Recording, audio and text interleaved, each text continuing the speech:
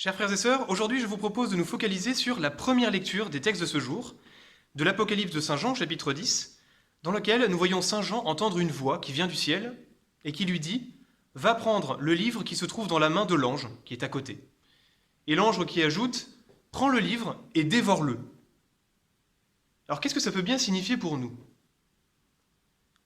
Alors le livre, vous l'aurez compris, ça représente la parole de Dieu.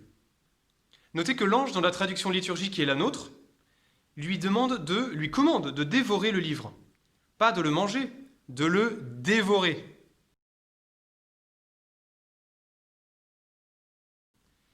Et quand on dévore un livre, en général, c'est qu'il est bon. C'est qu'il est même très bon. Il est tellement bon qu'on ne peut plus s'arrêter de le lire. Oui, sauf que j'ai quand même rarement entendu quelqu'un me dire « Dis donc, j'ai découvert un bouquin, là, ça s'appelle la Bible, c'est incroyable, j'ai pas pu m'arrêter de le lire avant de l'avoir fini. » En même temps, nous savons que certaines choses ne se goûtent qu'avec le temps.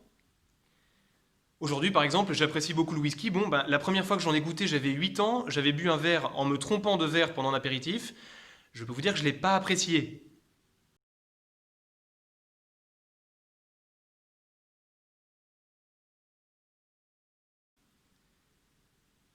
Eh bien, pour la Bible, la parole de Dieu, c'est pareil.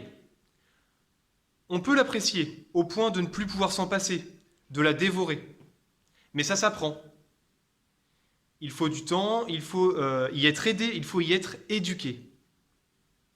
Donc ne culpabilisons pas si la lecture de la parole de Dieu ne fait pas la partie la plus importante de notre vie, et puis si sa lecture nous est fastidieuse et difficile, ça c'est plutôt normal. Mais demandons cette grâce en ce jour d'apprendre à lire et à goûter la parole de Dieu. Comme un enfant qui apprend à goûter des choses qu'il n'apprécie pas, eh bien demandons à Dieu cette grâce de pouvoir goûter sa parole au point de la dévorer. Amen.